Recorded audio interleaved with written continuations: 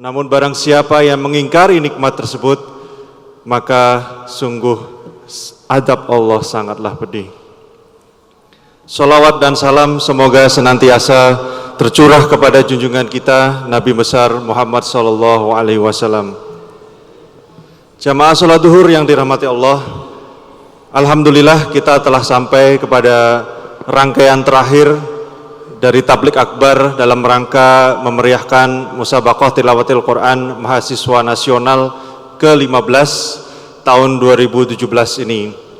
Dan insyaallah pada tablik akbar pada siang hari ini nanti akan disampaikan oleh Al-Habib Profesor Dr. Said Agil Hussein Al-Munawar MA. Sebelum kita mulai acara, marilah kita membuka acara ini bersama-sama dengan membaca suratul Fatihah. Al-Fatihah. A'udzubillahi minasyaitonir rajim.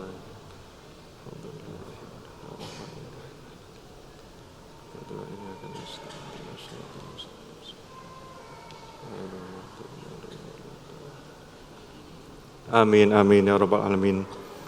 Jamaah salat zuhur yang dirahmati Allah, sebelum mengikuti tausiah, ada baiknya kita membuka acara ini pula dengan qiraatil Quran yang insyaallah akan disampaikan oleh Ustadz Dr. Andes Hasan Basri.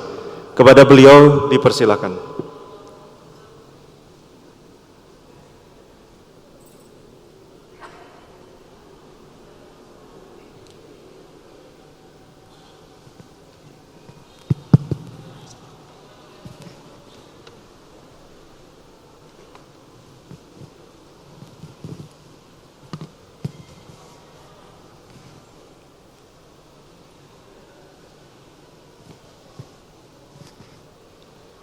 Assalamualaikum warahmatullahi wabarakatuh.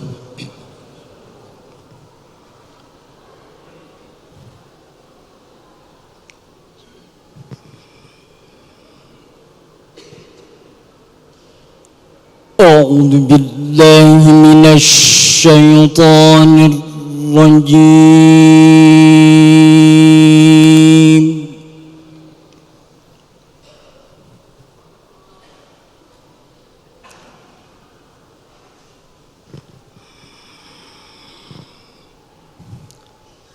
Bismillahirrahmanirrahim.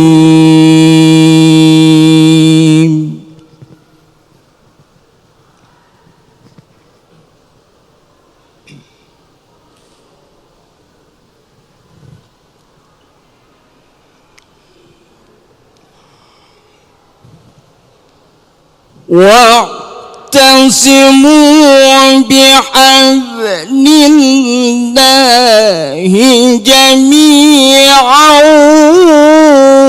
wa la tafarraqu.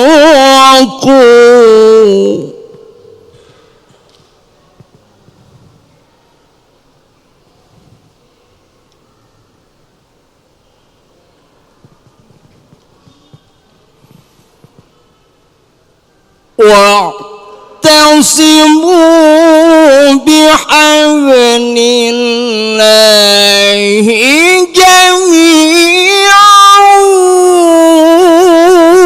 wa la tafarraqu.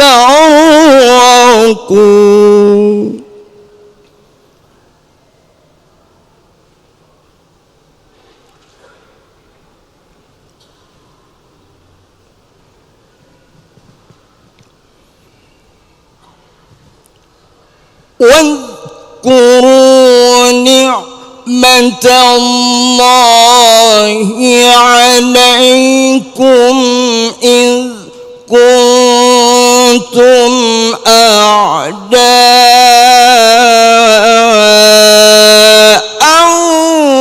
فألف بين قلوبكم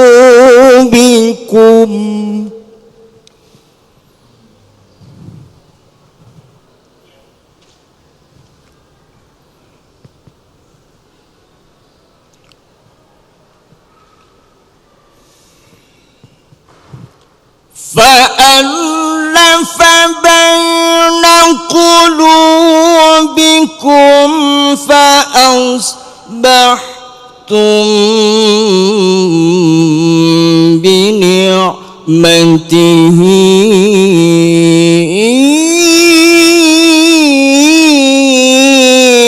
إخوانا.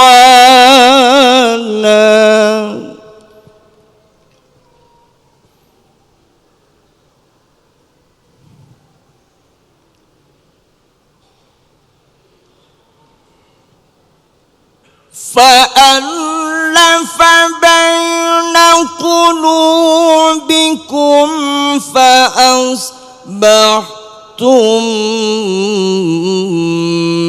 بنعمته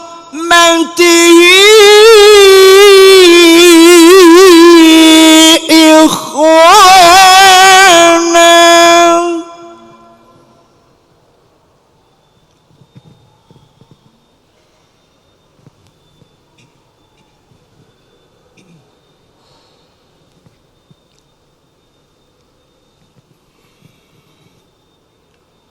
وكنتم على شفا حفرة من النار فأنقذكم منها.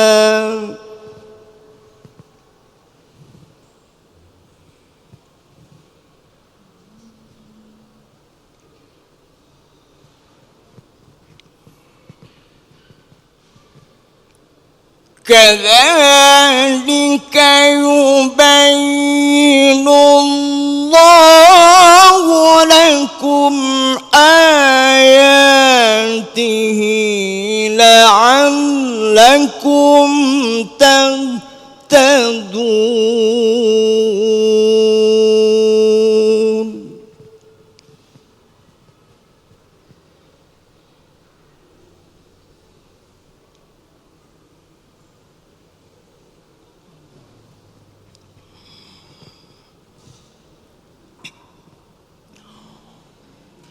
ولتكن منكم أمة يدعون إلى الخير ويأمرون بالمعروف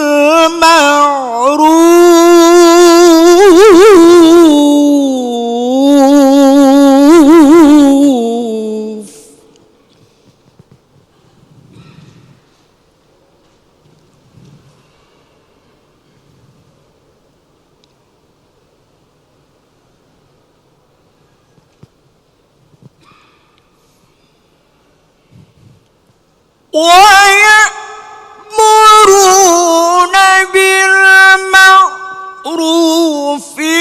وينهون عن المنكر.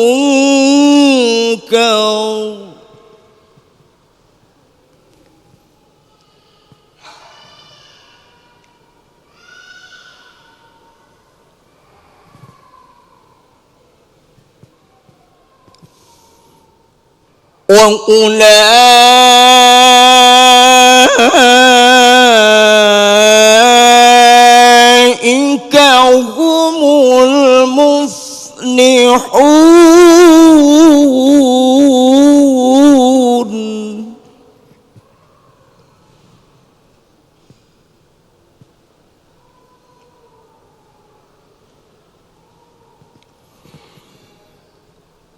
ولتكن منكم أمة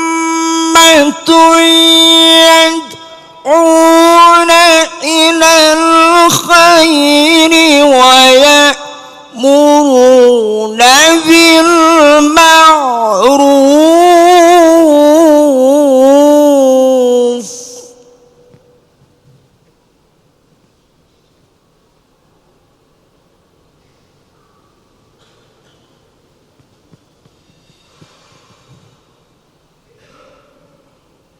ويأمرون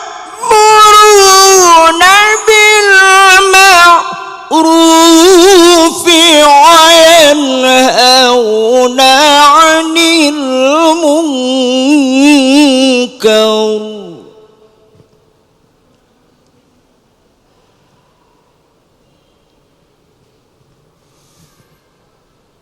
وأولئك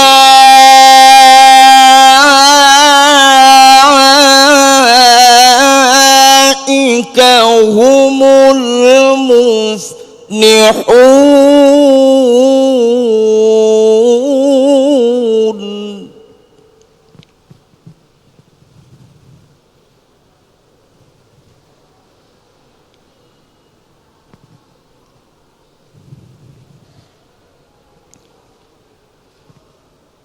ولا تكونوا كالذين تفرقوا واختلفوا من بعد ما جاءهم البينات.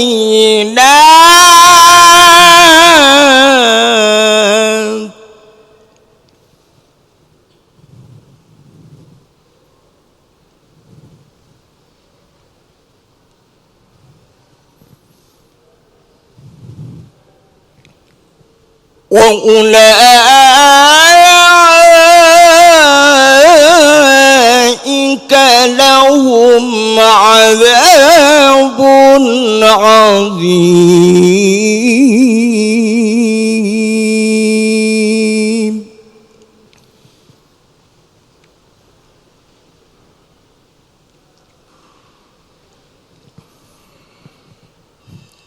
يوم تبيض وجوه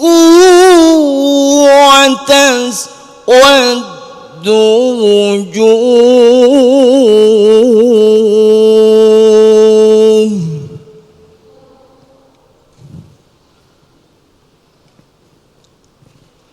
فأما الذين اسودت وجوههم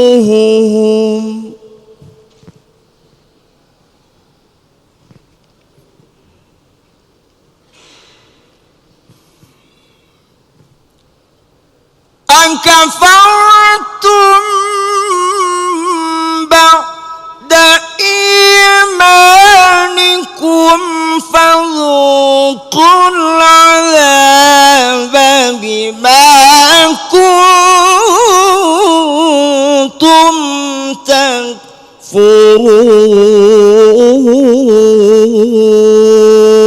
تكفرون.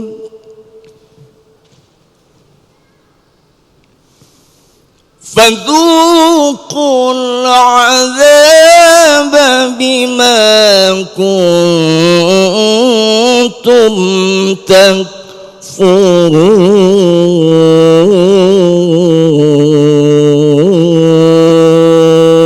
تكفرون. صدق الله العظيم. Wassalamualaikum warahmatullahi wabarakatuh.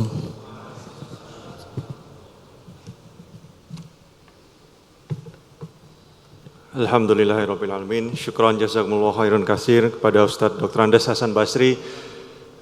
Beliau adalah salah satu qori nasional yang dibanggakan oleh Kota Malang. Jadi memang pada siang hari ini tamu-tamunya sangat spesial, salah satunya adalah beliau. Jadi qori'nya tingkat nasional yang cukup senior ya di Kota Malang ini. Baik, jamaah sholat zuhur yang dirahmati Allah, selanjutnya kita akan mengikuti tausiah yang akan disampaikan oleh beliau Bapak Profesor Dr. Said Agil Hussein Al-Munawar MA. Beliau adalah Ketua Dewan Hakim pada Musabaqah Tilawatil Quran Mahasiswa Nasional ke-15 ini. Beliau juga menjabat sebagai guru besar di Fakultas Usuluddin Universitas Islam Negeri Syarif Hidayatullah Jakarta, dan juga beliau pernah menjabat sebagai Menteri Agama Republik Indonesia pada periode 2001-2004. Adapun pendidikan beliau menempuh pendidikan S2 dan S3, MA dan PhD di Universitas Ummul Qura Mekah, Arab Saudi. Insya Allah nanti beliau akan menyampaikan, akan menggali kembali kecintaan kita terhadap Al-Quran, sehingga mudah-mudahan setelah acara ini berakhir, semangat kita dan cinta kita terhadap Al-Quran, membaca Al-Quran, memahami Al-Quran tetap semangat. Dan jika bisa pun semangat itu menurun. Maksudnya menurun kepada anak cucunya. Amin, amin. Oleh karena itu, tanpa berpanjang kata, kepada Al-Habib Profesor Said Agil Husin Al-Munawar kami persilakan.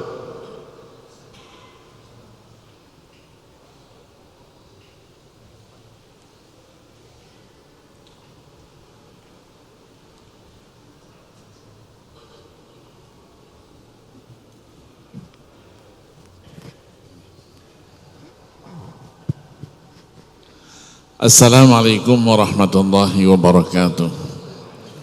Bismillahirrahmanirrahim. Alhamdulillahi haqqa hamdi. Wassalatu wassalamu ala sayyidina Muhammadin khairi khalqih wa ala alihi wa ashabihi wa atba'i ila yaumi liqa'ih, amma ba'du. Bapak-bapak, ibu-ibu, saudara-saudara sekalian sidang jamaah salat zuhur yang berbahagia. Alhamdulillah, berkat rahmat Allah subhanahu wa ta'ala, kita dapat berkumpul di rumah Allah yang mulia ini dalam rangka ikut serta memeriahkan musabaqah tilawatil Quran tingkat nasional mahasiswa yang ke-15 yang dituan rumahi oleh Universitas Brawijaya dan Universitas Negeri Malang. Mudah-mudahan melalui ayat-ayat yang dibacakan tadi, ukhuwah di antara kita, persaudaraan di antara kita menjadi lebih kuat, lebih kokoh, dan kita juga dapat melanjutkan perjuangan untuk membumikan Al-Quran di tanah air kita yang tercinta ini. Amin ya rabbal alamin. Salawat dan salam tidak lupa kita sanjungkan, kita persembahkan kepada baginda Rasulullah sallallahu alaihi wasallam, seluruh keluarga, sahabat dan pengikutnya sekalian. Bapak-bapak dan ibu-ibu sekalian, saya diminta untuk menyampaikan tausiah. Judulnya berkenalan dengan Al-Quranul Karim. Pengantar insya Allah nanti sampai azan asar. Ini yang tertawa ini setuju atau enggak setuju? Setuju, ikhlas enggak ini? Ikhlas, amin.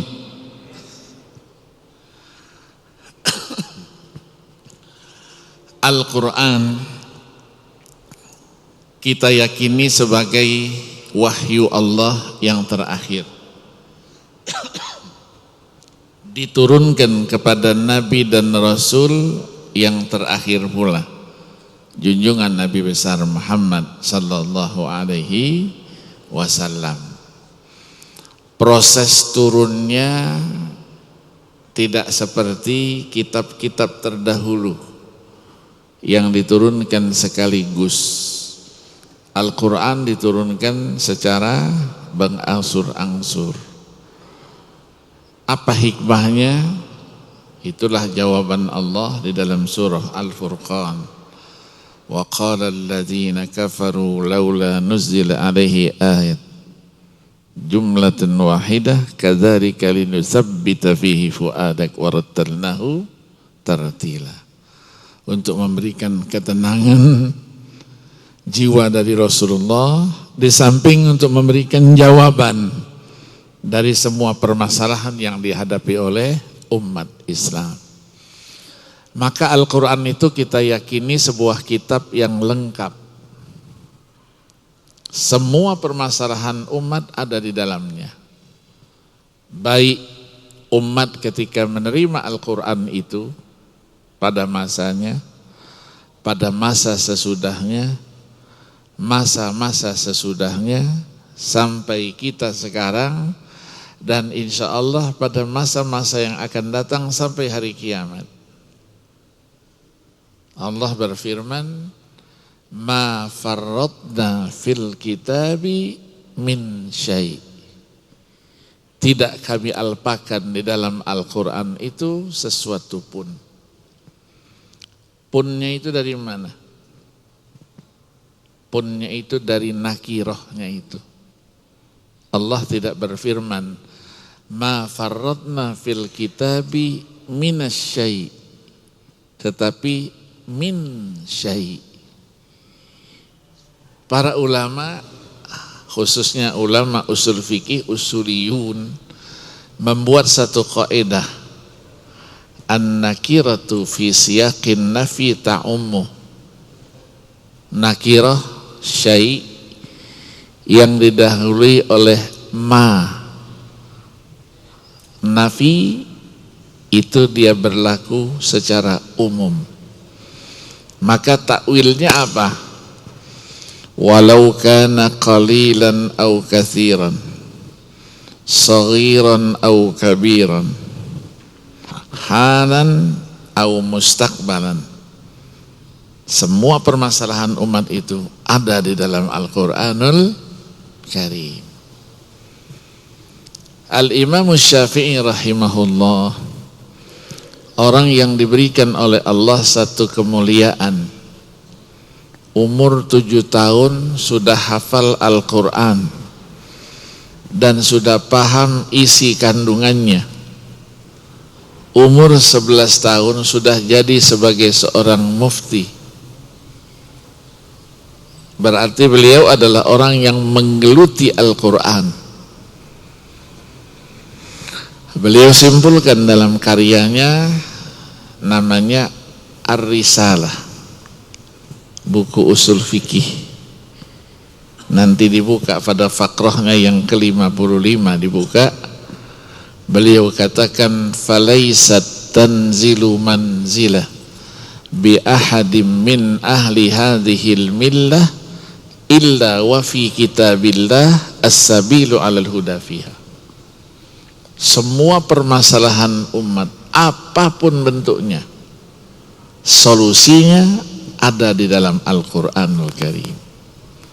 Jawabannya ada di dalam Al-Quranul Karim. Jalan keluarnya ada di dalam Al-Quranul Karim. Maka orang yang mengerti pasti menyimpulkan bahwa Al-Quran itu adalah kitab yang relevan kapan, di mana saja, sejak diturunkan sampai hari kiamat nanti. Tapi kalau orang yang tidak mengerti alias bodoh, alias sok pinter, alias bego, dia katakan Al-Quran itu sudah usang informasinya, 14 abad lalu yang diturunkan, sementara kita berada pada abad informasi dan teknologi yang canggih ini. Sebenarnya tidak demikian. Justru Al-Quran itu adalah sumber segala sesuatu yang berkaitan dengan ilmu pengetahuan dan teknologi. Apapun ada di dalamnya. Isyarat-isyarat ilmiah semua ada di dalamnya. Tetapi kita tidak menyebutnya Al-Quran itu sebagai kitab ilmu pengetahuan. Karena ilmu pengetahuan dengan segala perkembangannya, dengan segala teori yang dimilikinya, dia senantiasa terus berubah mengikuti perkembangan. Kalau kita katakan Al-Quran adalah kitab ilmu pengetahuan, maka Al-Quran itu dia berubah mengikuti perkembangan zaman. Nah, kita ingin berkenalan dengan Al-Quran itu. Yang pertama, Al-Quran memperkenalkan jati dirinya itu sebagai hudal lil muttaqin. Ayat 2 surah Al-Baqarah, dzalikal kitabu la raiba fihi hudal lil muttaqin. Diartikan ini. Kenapa ini? Sementara kata-katanya zalika itu nanti ilmu Al-Quran, iya kan? Zalika itu isyarat untuk yang jauh, seharusnya diartikan itu, tapi kok tafsirnya inilah, iya kan? Nah ini nanti namanya masuk dalam ilmu i'jazil Quran, disebut nanti dengan istilah takribul ba'id, mendekatkan yang jauh. Ya, itu satu sisi aja sudah bingung kita memahaminya. Hudal lil muttaqin, petunjuk bagi orang-orang yang bertakwa. Siapa orang bertakwa itu? Al-Quran sendiri tafsirkan. Cirinya antara lain alladzina yu'minuna bil ghaibi wa yuqimuna as-salata wa mimma razaqnahum yunfiqun walladzina yu'minuna bima unzila ilaika wa ma unzila min qablik wa bil akhirati hum ulaika ala hudan min rabbihim wa ulaika humul. Yang kedua, dalam surah yang sama ayat 185 Allah berfirman, syahrul ramadhan alladzi unzila fihi al-Quran. Apa itu? Hudal liddas. Kalau tadi hudal lil muttaqin, ini hudal linnas, semuanya. Yang kedua, wa bayyinatin minal huda, penjelasan dari petunjuk itu, karena Al-Quran saling menafsirkan satu dengan lainnya. Wal furqan, pembeda antara yang hak dan yang batil. Ayat 174 surah An-Nisa, Al-Quran menjelaskan jati dirinya, memperkenalkan siapa dia. Ya ayyuhan nas, wahai manusia, qad ja'akum burhanum min rabbikum wa anzalna ilaikum nuran mubina. Quran sebagai burhan, sebagai cahaya yang nyata. Ayat 15 dan 16 surah Al-Maidah, kembali Al-Quran menjelaskan jati dirinya. Qad ja'akum minallahi nurun wa kitabun mubin yahdi bihillahu manittaba'a ridwanahu subulas salam wa yukhrijuhum minaz zulumati ilan nuri bi'idnih wa yahdihim ila siratim mustaqim. Cahaya dan kitab yang nyata. Apa fungsinya? Dan seterusnya. Yahdi bihillah dan seterusnya. Kita lompatkan ayat 57 surah Yunus. Al-Quran menjelaskan jati dirinya. Ya ayyuhan nas, qad ja'atkum mau'izatum min rabbikum wa shifaa'un lima fis suduri wa hudaw wa rahmatul lil mu'minin. Sebagai mau'izah, kitab yang isinya adalah nasihat-nasihat, pesan-pesan min rabbikum. Yang keduanya apa? Wa shifa'ul lima fis sudur, dia menjadi penawar hati. Wa hudan, petunjuk. Wa rahmah, rahmat bagi siapa? Lil mu'minin, bagi orang-orang yang beriman. Lanjut lagi kita, ayat 9 surah Al-Isra. Inna hadzal qur'ana yahdi lillati hiya aqwam wa yubashshirul mu'minina alladhina ya'maluna as-salihati anna lahum ajran kabira. Petunjuk jalan yang lebih lurus. Kalau ada jalan yang sudah lurus, Al-Quran memberikan petunjuk kepada yang lebih lurus lagi. Yang kedua, menyampaikan berita gembira bagi orang-orang yang beriman dan beramal saleh, bahwa bagi mereka pahala yang besar di sisi Allah Subhanahu wa ta'ala. Surah yang sama, ayat 82 diulangi kembali. Wa nunazzilu minal qur'ani ma huwa shifaa'un wa rahmatul lil mu'minin wa la yazidu zalimina illa khasara. Sebagai rahmat, sebagai penawar hati bagi siapa? Orang-orang yang beriman dan lain-lainnya. Yang lebih lagi Allah katakan qad ja'akumul haqqu min rabbikum, sumber kebenaran. Tidak ada keraguan-raguan tadi, karena Al-Quran adalah sumber kebenaran. Itu perkenalan Al-Quran kepada kita, ya kan?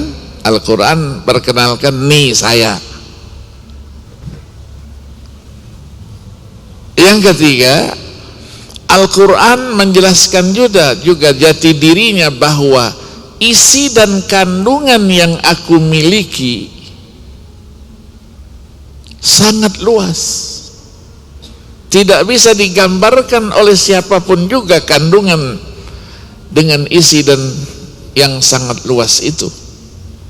Allah jelaskan ayat 109 surah Al-Kahfi, qul lau kanal bahru midadan li kalimati rabbi lanafidal bahru qabla an tanfada kalimatu rabbi walau ji'na bimithlihi madada.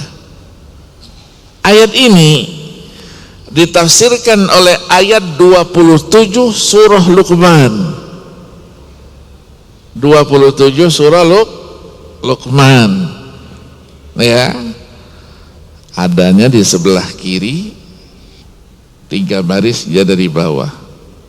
Lihat Al-Qur'annya, itu komputernya Allah Subhanahu wa ta'ala. Walau annama fil ardi min syajaratin aqlamun wal bahru yamudduhu min ba'dihi sab'atu abhurim ma nafidat kalimatullah innallaha azizun hakim. Rasulullah sallallahu alaihi wasallam diperintahkan, katakan ya Muhammad,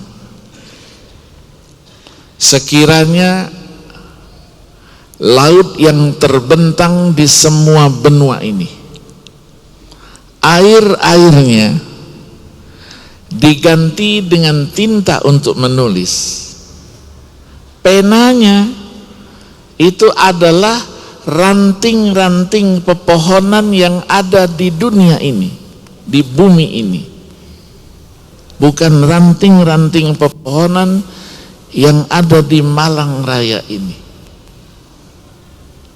Coba lihat pohon-pohon itu, ranting-rantingnya menjadi pena untuk menulis. Apa yang ditulis? Yang ditulis adalah ayat-ayat Allah, firman Allah. Dipastikan air laut yang digantikan dengan tinta dari semua benua dunia ini, dia akan habis. Walau ji'na bimithlihi madada. Begitu kering Allah ganti lagi dengan yang baru, dipakai lagi, habis lagi, diganti lagi, habis lagi. Berarti tidak akan selesai. Orang menulis sebagai pemahamannya, penafsirannya terhadap Al-Quranul Karim. Atau dengan bahasa lain, penafsiran terhadap Al-Quran itu tidak akan selesai sampai dengan selesainya para mufassir-mufassir itu. Artinya apa? Yang menafsirkan Al-Quran semuanya sudah inna lillahi, dunia ini sudah hancur, Al-Quran tetap eksis seperti apa adanya. Hebat tak Al-Quran? Hebat. Tapi jangan kita banggakan saja Al-Quran itu hebat. Pertanyaannya, apa yang harus kita lakukan untuk Al-Quran itu? Karena kandungan isi Al-Quran begitu luas, maka untuk mendekati Al-Quran juga diperlukan seperangkat ilmu pengetahuan.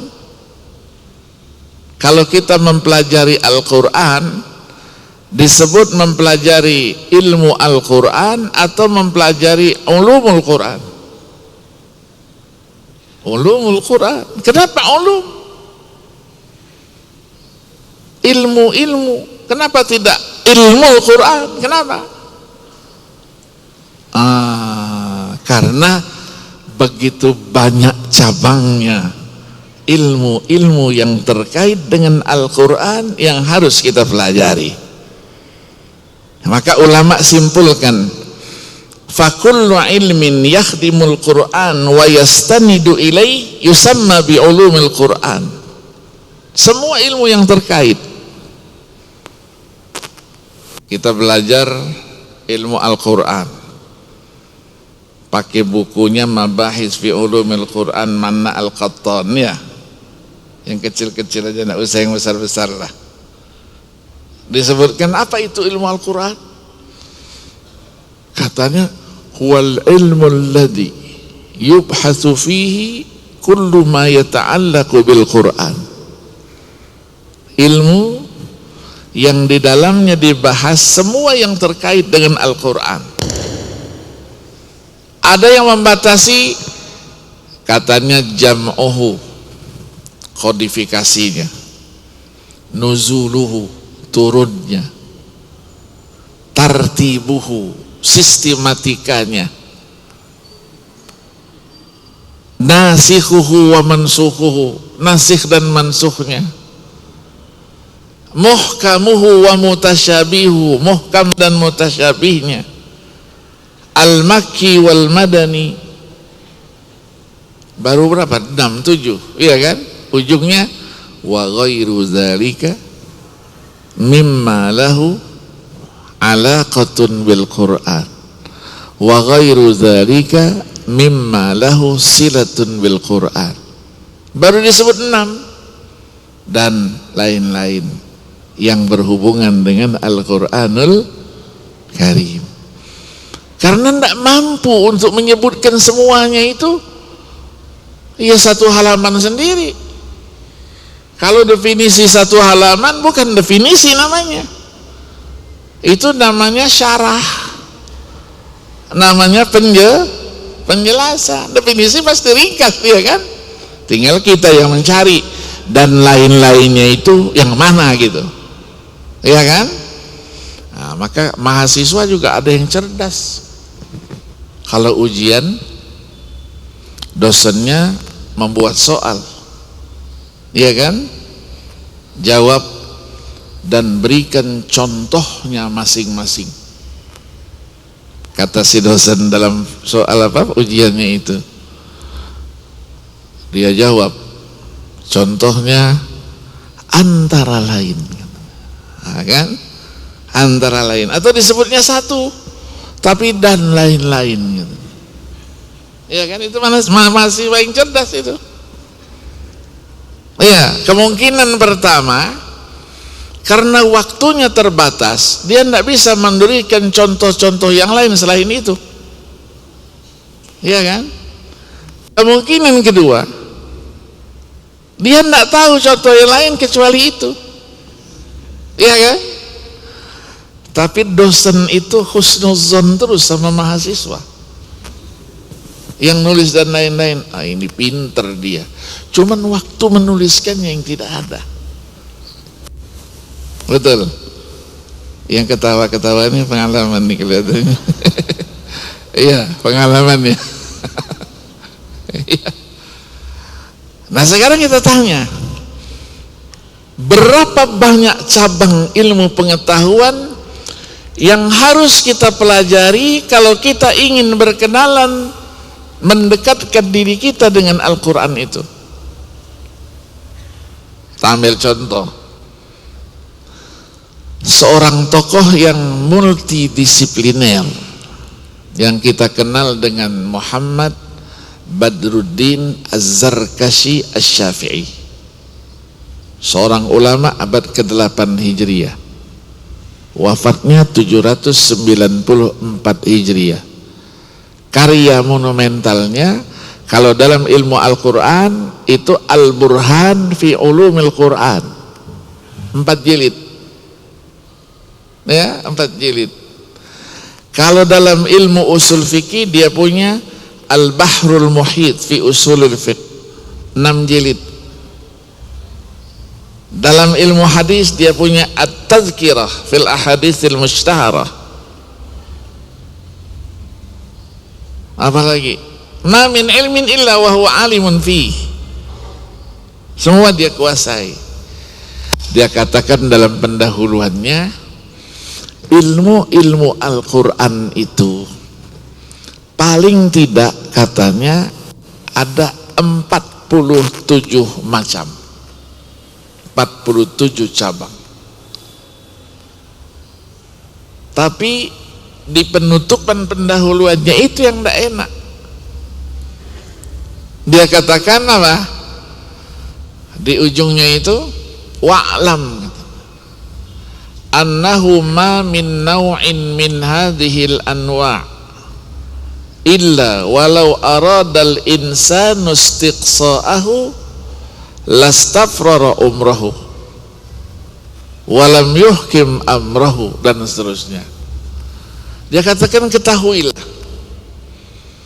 satu cabang dari 47 cabang yang aku sebutkan ini, kalau ada orang yang ingin menguasainya, mempelajarinya, mengetahuinya, istiqsa'ahu artinya isti'abahu, ihatatahu, ma'rifatahu, lastafrara umrahu, dipastikan umurnya akan habis terlebih dahulu, yang dicarinya belum ketemu. Kalau bahasa lain, iya, dia meninggal dunia terlebih dahulu, inna lillahi wa inna ilaihi raji'un. Satu cabang yang dia pelajari itu belum dia peroleh. Pertanyaan kita, berapa semester kita belajar ulumul Quran? 2 semester. Yang tafsir hadis 8 semester. Hasilnya apa? Baru berkenalan dengan istilah yang ada dalam ilmu Al-Quran itu. Belum belajar, belum. Ya, kalau ada yang bangga, saya lulusan tafsir hadis S1, belum apa-apa. Baru baca istilah-istilah yang terkait.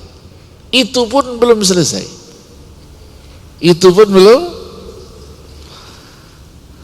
Nah, peristilahannya sendiri ulumul Quran itu dikumpulkan dalam 3 jilid.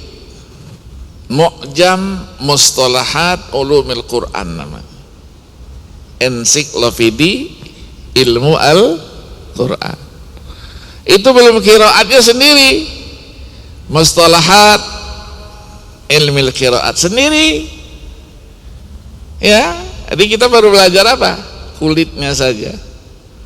Ya, rumahnya besar banget rumahnya. Belum masuk rumahnya, belum. Tiangnya berapa, kursinya ada berapa, lampunya ada berapa, belum. Itu Al-Qur'an. Nah, Al-Qur'an ini dijelaskan oleh Al-Hadis An-Nabawi, As-Sunnah An-Nabawiyah, karena Allah beri otoritasnya. Wa anzalna ilaika dzikra litubayyana linnasi ma nuzzila ilaihim wa la'allahum yatafakkarun. Surah apa itu? Surah apa? Mahasiswa yang cerdas ada di dalam Al-Quran. Ya jelas lah orang ada dalam Al-Quran. Tapi surahnya surah apa itu? Surah An-Nahl ayat 44. Di sebelah kanan atau sebelah kiri dia? Lagi ya. Al-Quran itu hebat enggak? Hebat. Kami turunkan kepadamu Al-Quran, wahai Muhammad, agar engkau jelaskan kepada mereka apa yang diturunkan itu, agar mereka berpikir. Itulah yang disebut dengan hadis Nabi. Kalau Al-Quran ayatnya berjumlah 6.236 ayat menurut pendapat yang paling kuat, pertanyaan kita, berapa jumlah hadis Nabi itu? Yang menjelaskan pasti jumlahnya lebih banyak. Jawabnya tidak terhitung itu. Maka dikumpulkanlah hadis Nabi itu dalam berbagai jenis kitab hadis. Ada yang disebut dengan Al-Jami', ya, Al-Jami' As-Sahih, Imam Bukhari dan Imam Muslim. Imam Bukhari meninggal 256 Hijriah, Imam Muslim 261 Hijriah. Disebut Al-Jami' apa? Karena dia menghimpun banyak permasalahan agama. Paling tidak ada 8 komponen masalah agama ada di dalamnya. Ulama-ulama meringkasnya dengan Arif Syamid. Arif Syamid, ainnya akidah, alifnya ahkam, ra-nya riqaq, fa-nya fitan. Syamid, shinnya syama'il, alifnya itu al-adab, mimnya maghazi, taknya tafsir. Yang kedua ada namanya sunan.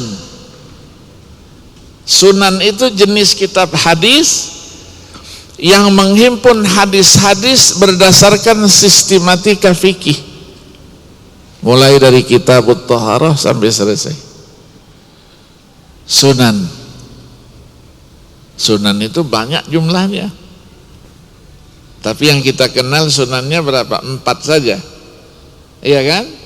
Ada Sunan Ibnu Majah Al-Qizwini yang meninggal 273, ada Abu Daud yang meninggal 275, ada lagi Al-Tirmizi 279, An-Nasai 303 Hijriah. Tapi bukan berarti sunan itu hanya 4. Ada Sunan Ad-Darimi, ya, yang meninggal 255, ada Ad-Daruqutni 385, ada Al-Baihaqi 458, karena banyaknya dan lain-lain. Iya kan? Kalau kita jelaskan semua habis jelasin kitabnya aja. Ada lagi namanya musnad. Musnad itu apa? Kitab hadis yang disusun berdasarkan sistematika apa? Huruful mu'jam. Alif, ba, ta, sa-nya itu siapa yang disusun? Nama para sahabat periwayat hadis itu. Musnad ini lebih dari 100 jumlahnya. yang dikenalkan sama kita paling hanya 28. Iya, ada Musnad Ahmad bin Hanbal 241 Hijriah, ada Musnad At-Tayalisi 204 Hijriah, ada Musnad Al-Humaidi. Humaidi ini gurunya Imam Ahmad, 219 Hijriah, 13 jilid itu besarnya. Ya, ada Musnad Abi Awana 316 Hijriah dan seterusnya. Ada lagi namanya Mustadrak. Mustadrak itu temuan. Imam Al-Hakim An-Naisaburi, seorang ahli hadis, meninggalnya 405 Hijriah. Ketika dia pelajari Sahih Bukhari, Sahih Muslim, ternyata banyak hadis-hadis lain yang persyaratan kesahihannya sudah terpenuhi oleh kedua tokoh itu, tapi kedua tokoh itu tidak menghimpunnya di dalam karyanya masing-masing. Maka disebutlah istilahnya hadza haditsun sahih ala syartis syaikhaini. Hadis ini sudah sahih menurut persyaratan kesahihan Bukhari dan Muslim. Hadza haditsun sahih ala syartil Bukhari walam yukharrijhu. Hadza haditsun sahih ala syarti Muslim walam yukharrijhu. Itu Imam Al-Hakim. Padahal Imam Bukhari dan Imam Muslim tidak pernah membuat persyaratan kesahihan itu secara tekstual. Hadis sahih menurut saya itu 1, 2, 3, tidak pernah. Baru dihimpun buku yang menceritakan syurut ya, al-a'immah al-khamsah, al-a'immah as-sittah, itu pada abad ke-6 Hijriah. Kata ulama, hadza dalilun, ya, hadza dalilun ala quwwati ilmihim, ala zakaihim, ala quwwati zakiratihim. Ini menunjukkan ketajaman mereka di dalam menangkap persyaratan, walaupun seorang tokoh tidak menyebutkannya. Ya, itu.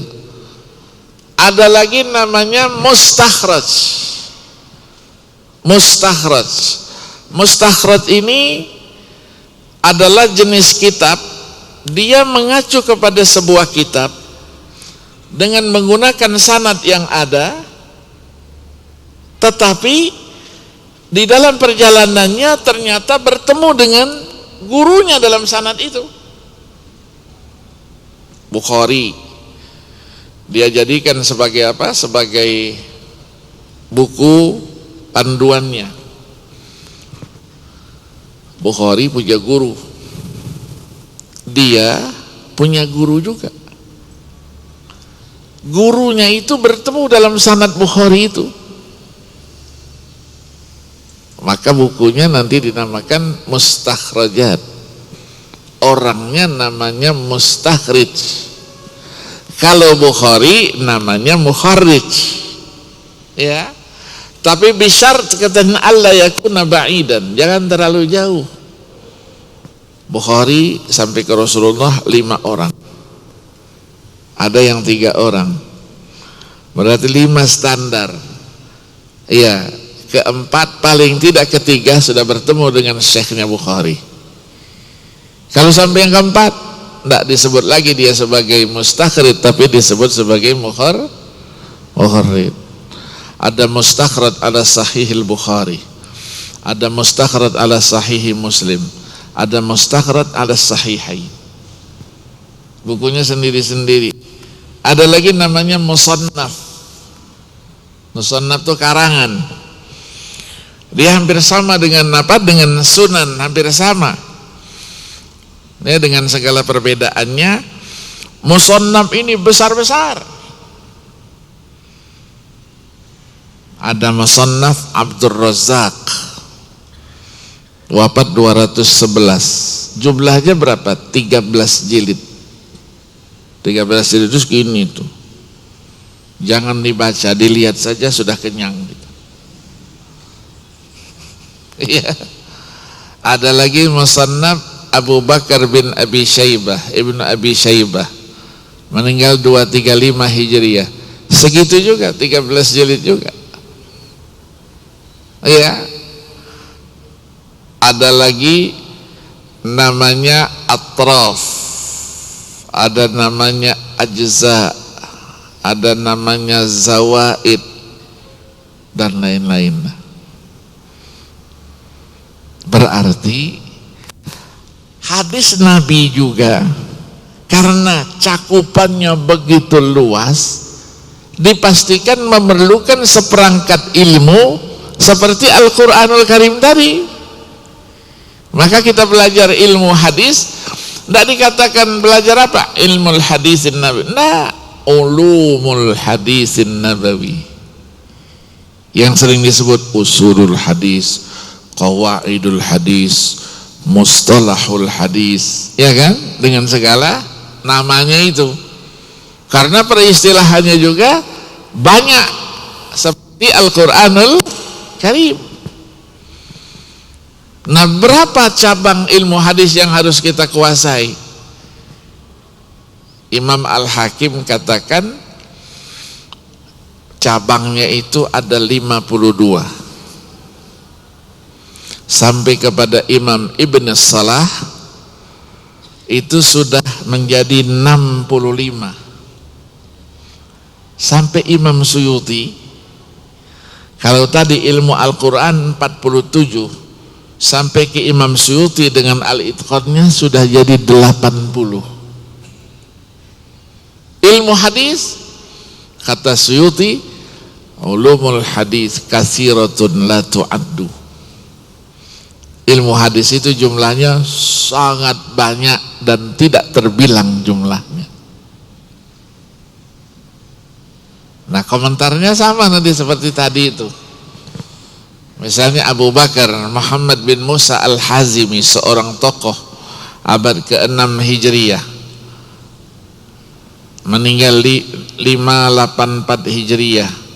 Dia katakan, ilmu hadis katanya yashtamilu ala ulumin katsirah tablughu mi'ah, ala anwa'in katsirah tablughu mi'ah. Ilmu hadis itu cabangnya banyak, hampir 100-an. Kullu naw'in minha ilmun mustaqil. Setiap satu disiplin ilmu dia menjadi ilmu yang mandiri. Nah, ujungnya ini yang tidak enak itu. Lau anfaqat talibu fihi umrahu ma adraka nihayatahu. Kalau ada seorang penuntut ilmu menghabiskan umurnya fihi, bukan fiha.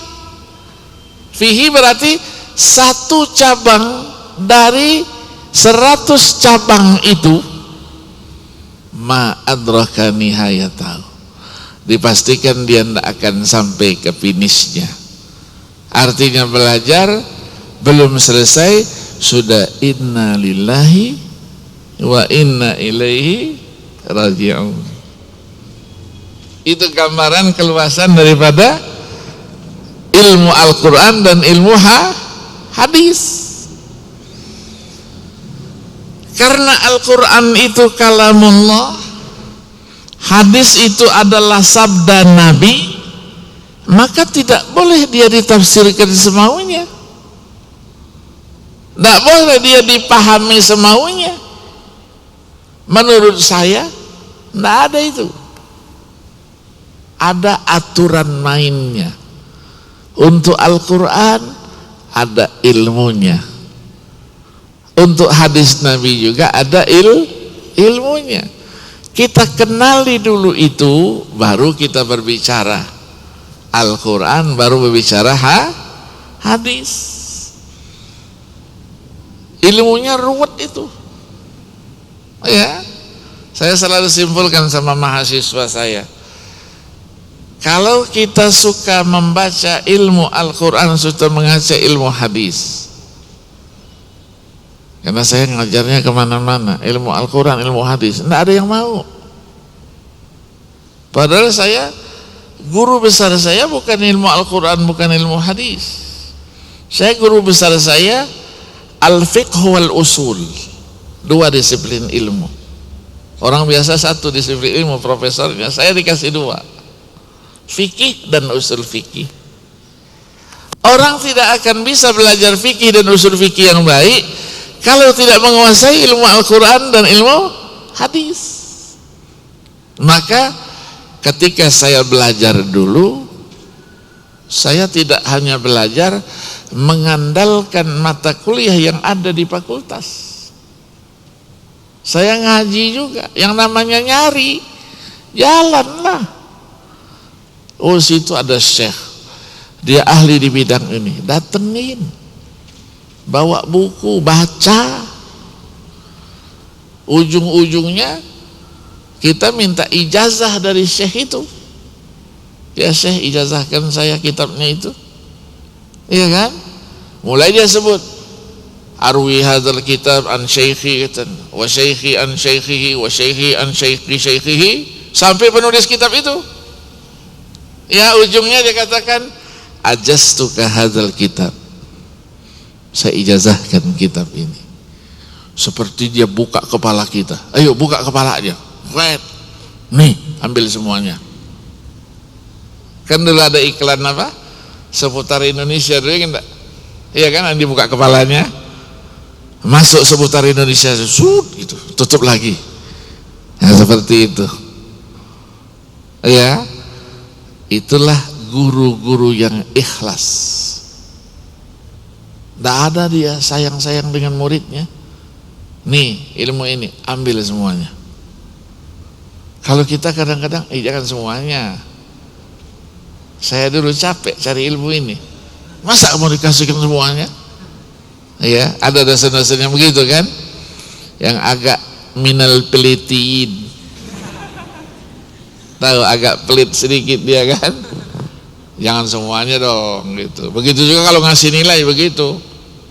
Nilai A, jangan dong. A itu kan nilainya Allah. Gitu ya, jadi ya. Kalau B itu saya dulu. Saya sekolah dulu dapatnya nilainya B. Masa nilai B saya kasih sama mahasiswa saya? Berarti mahasiswa saya bukan saya. Oh enggak dong.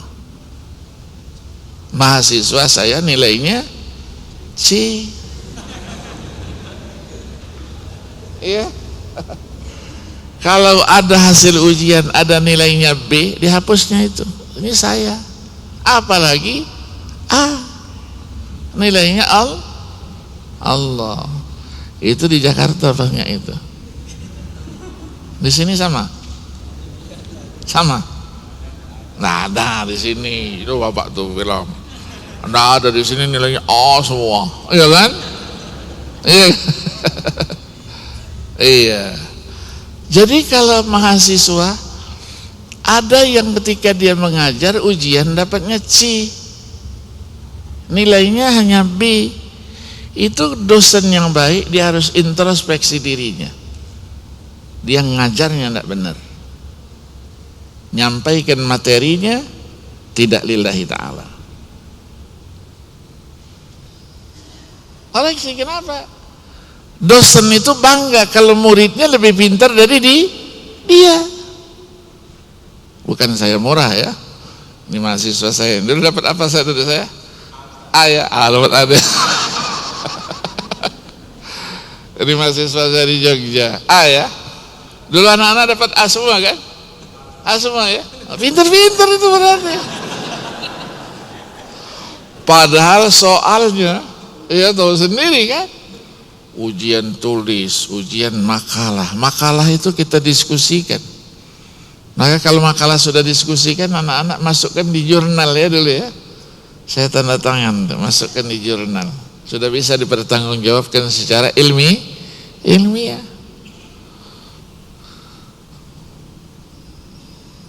Saya doakan dosennya mudah-mudahan ngasih A semua. Amin. Amin. Tapi kalau dapat B juga jangan disalahkan dosennya, kita yang salah gitu kan. Ya. Kalau dosen killer biasa itu. Biasa. Harus ada yang killer-killer itu supaya kita termotivasi. Iya kan? Iya, saya dulu pernah. Jurusan saya itu ada seorang dosen bukan pelit. Dia ingin melaksanakan hak dia, memberikan hak dia. Allah yarham.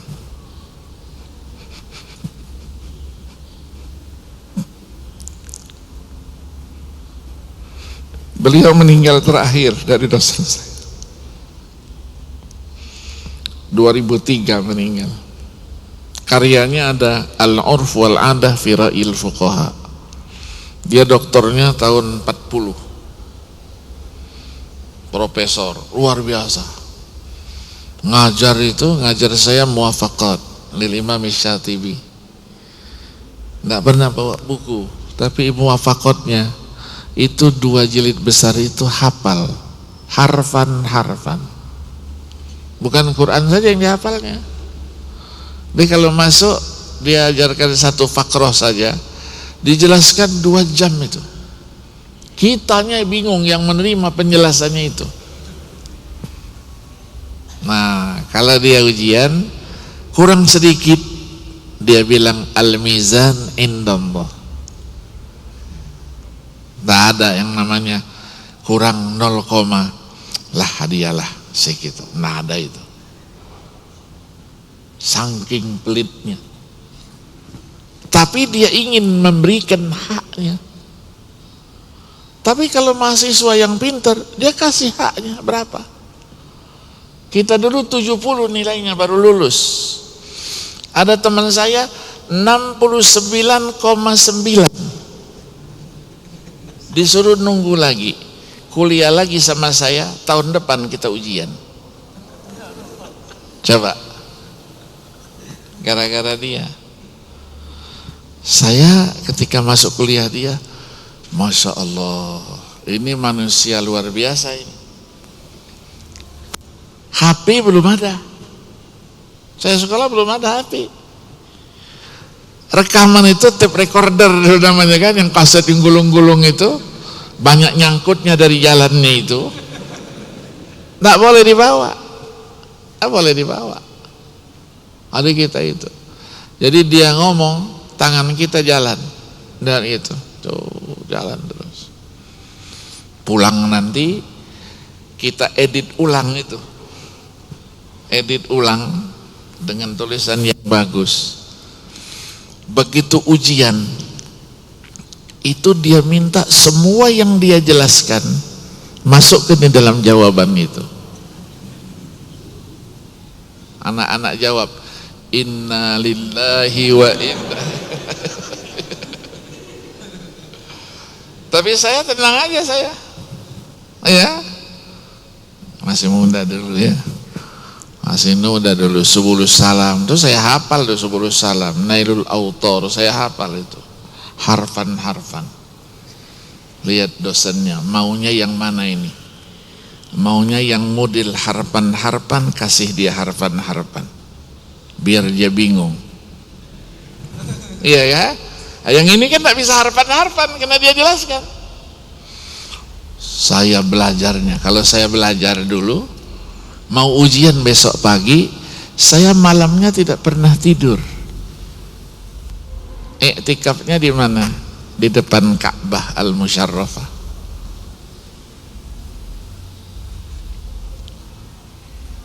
Sampai subuh saya baca semua. Alhamdulillah Allah berikan saya semua yang saya baca, semua yang saya hafal itu nempel.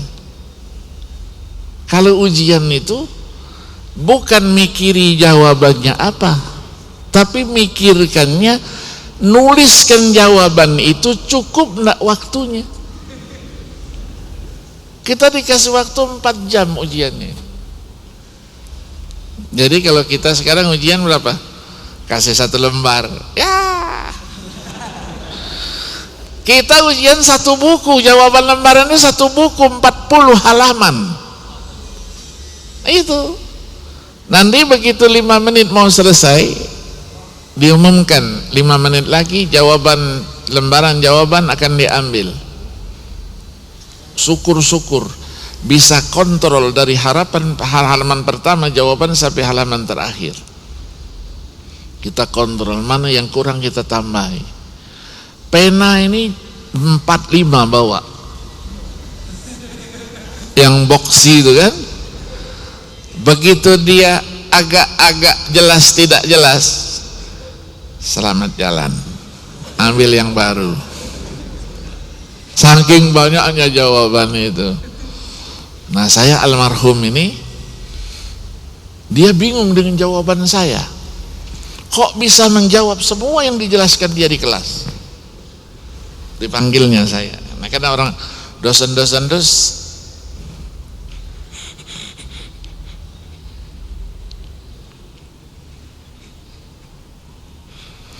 semuanya seperti ayah saya.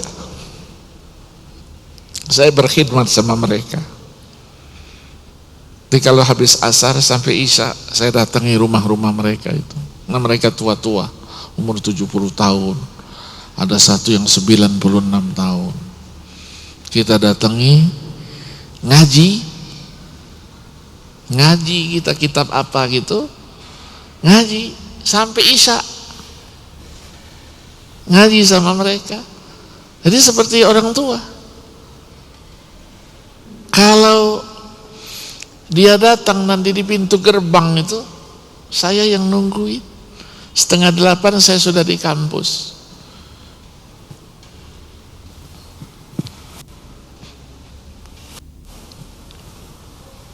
Saya tungguin mereka. Turun dari mobil, saya yang sambut. Saya cium tangan. Saya bawakan tasnya.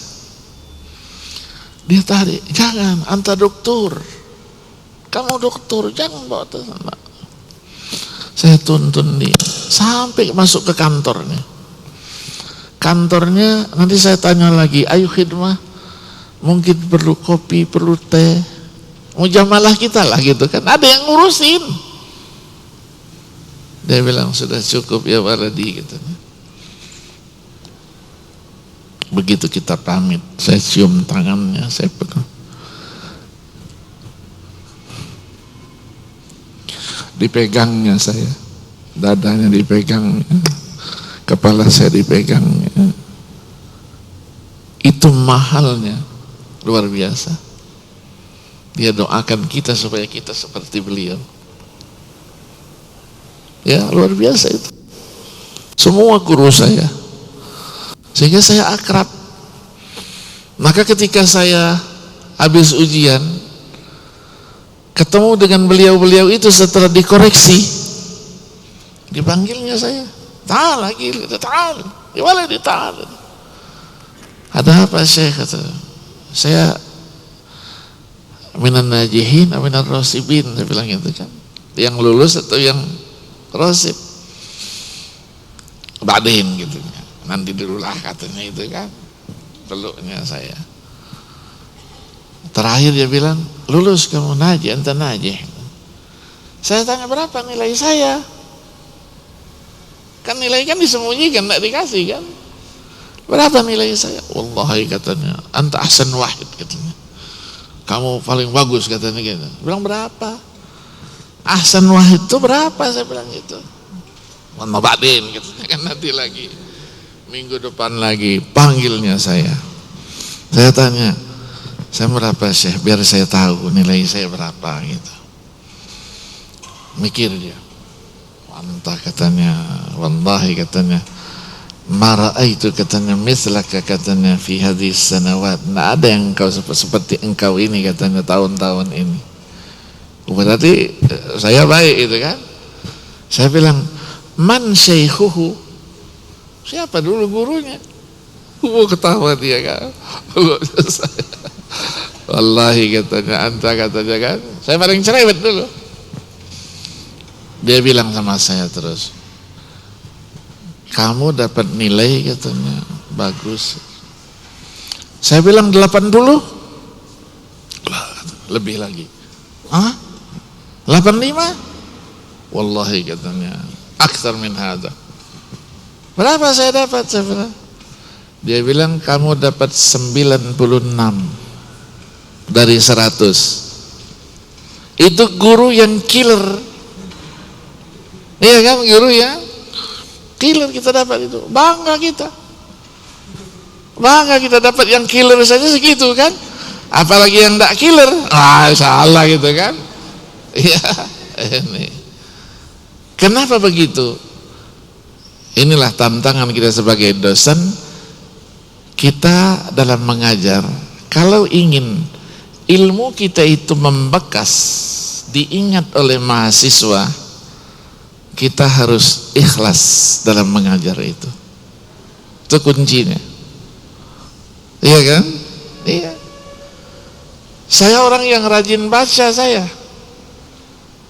Buku saya itu 2 rumah. Lantai bawah, lantai atas. Semua buku itu pernah saya baca. Kutu buku kata orang dulu kan. Ya, beli buku. Kalau beli buku enggak mikir itu. Waktu bujangan dulu enggak mikir kalau kita nanti perluan lain begitu dapat beasiswa itu 350 rial kan, $100. Saya beli buku mana yang saya senangi. Banyak gitu, sudah banyak mikir bawa pulangnya bagaimana. Ya, tapi Allah Maha tahu lah. Itulah manfaatnya kita sekolah di Saudi itu. Tiap tahun kita bertemu dengan jemaah haji. Jemaah haji kita servis lah gitu kan. Akal-akalan itu servis gitu kan, ujung-ujungnya dia tanya nanti, kamu mau ngirim apa ke dengan orang tuamu?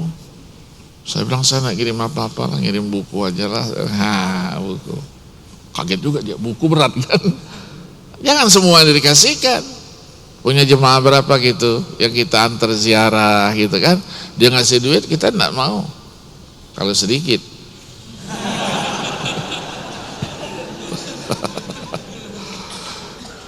Ujung-ujung kita kirimi satu. Nanti kumpul dia. Ya, kumpul buku itu. Ayah saya seorang ulama ya, jadi senang dia punya buku-buku baru gitu. Saya kumpulkan itu semuanya. Maka kita ya sebagai penuntut ilmu ini, kita ini meneruskan itu adalah perjuangan guru kita, bukan? Iya kan? Nah, kenapa kita bisa seperti mereka? Karena mereka ikhlas. Dan ada kuncinya, itulah ijazah itu. Ijazah itu kan sanad keilmuan. Saya ngajar apa? Ngajar tafsir At-Tabari. Saya enggak punya sanadnya. Saya enggak pernah belajarnya. Apa yang kita sampaikan itu sia-sia, tidak akan bermanfaat. Tapi kalau ada sanadnya, ya seperti kita beli itu ada stempelnya. Nih, ada ijazahnya. Maka kita kalau ngajar itu, ya walaupun sebagian mahasiswa yang dari luar itu, dari Amerika kata apalah gunanya ijazah gitu kan, sanad gitu kan, fi jami'il ulum, semua disiplin ilmu. Dari buku ini ada sanadnya dari guru saya, guru sampai kepada itu yang saya kasihkan sama mahasiswa ya saya di pasca sarjana. Kamu nanti amalkan di kampung, di pondok, ngajar di perguruan tinggi, ajarkan lagi sehingga at-tasalsul ya as-sawabi, ganjaran pahala itu dia terus berjalan. Inilah yang membuat keberkahan ilmu itu. Belajarnya tidak perlu banyak-banyak, tapi berkah, ya kan? Di samping mau belajar banyak tapi tidak berkah, mana yang enak? Tentunya yang banyak yang berkah gitu kan? Iya kan? Itu yang kita cari. Mengingat masa studi kita di perguruan tinggi itu kan terbatas. Mau berlama-lama S1 berapa tahun? 4 tahun. mau lama-lama saya biar 7 tahun lah, begitu. Di out sama fakultas. Maaf, kita tidak nerima yang mau lama-lama di sini. MA ini mahasiswa abadi, selamat jalan. Iya kan? Iya, bertambah cepat selesai, itu bertambah cepat pula kita mengamalkan ilmu kita. Nah, Al-Quran sudah memperkenalkan jati dirinya. Ini loh saya. Ya, tinggal kitanya kapan, apa yang harus kita lakukan terhadap Al-Quran. Al-Quran bukan kita dudukkan saja di tempat, di raknya, kita simpan di lemari dengan warna-warninya. Ada orang yang senang ngumpulin Quran, beli, ini warnanya coklat, ini warna covernya merah, warna ini, masuk di lemari. Masya Allah, indah betul Al-Quran itu, tapi tidak pernah dibacanya. Iya kan? Nah, mulai sekarang tidak begitu lagi. Kita harus membaca Al-Quran kapan dan di mana saja ada waktu kita sempatkan. Apalagi hamilul Quran ya. Iya, kalau 3 juz dia sehari, dosa dia. 5 juz paling tidak. Orang hafal Quran 5 juz, duduk-duduk mulutnya apa, nyambung terus ya. Iya,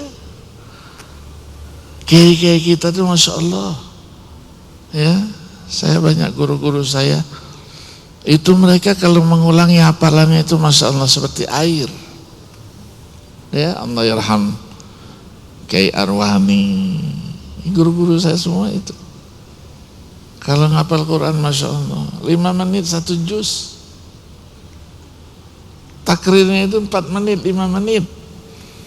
Saya termasuk yang cepat itu kalau takrir 6 menit 7 menit. Mereka 5 menit 4 menit 1 juz, berarti air saja mengalir ya. Nah, itulah penjaga Al-Quran. Maka keotentikan Al-Quran Allah jamin, inna nahnu nazzalna dzikra wa inna lahu lahafizun. Kami yang menurunkan, kata Allah, kami yang memeliharanya. Kenapa tidak aku yang menurunkan, aku yang memeliharanya? Di sini Allah mengingatkan kita, Allah itu maha segala-galanya tapi tidak pernah sombong. Kita punya sedikit sudah maka Allah ingatkan untuk ilmu itu, sehebat-hebat kalian, dengan ilmu yang kalian miliki kalian pelajari. Allah katakan wa ma utitum minal ilmi illa qalila. Ketambah Allah tidak mengatakan wa ma utitum minal ilmi illal qalil. Apa rahasianya? Kembali tadi itu, an-nakiratu fi siyaqin nafi ta'um. Tidak kami berikan, tidak aku berikan kepada kalian ilmu pengetahuan melainkan apa? Sedikit. Nah, sangat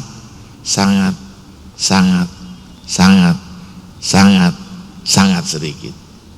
Bukan sedikit, sangat sedikit. Itulah ilmu yang kita miliki. Maka sepandai-pandai seorang ulama, kalau dia menjelaskan sesuatu dengan kemapanan dari keilmuan yang dia miliki, ujungnya pasti dia katakan wallahu a'lam. Bukan wallahu a'lam itu rendah, tidak. Itu tawadhu'an lillahi subhanahu wa ta'ala. Tapi jangan wallahu a'lamnya di depan.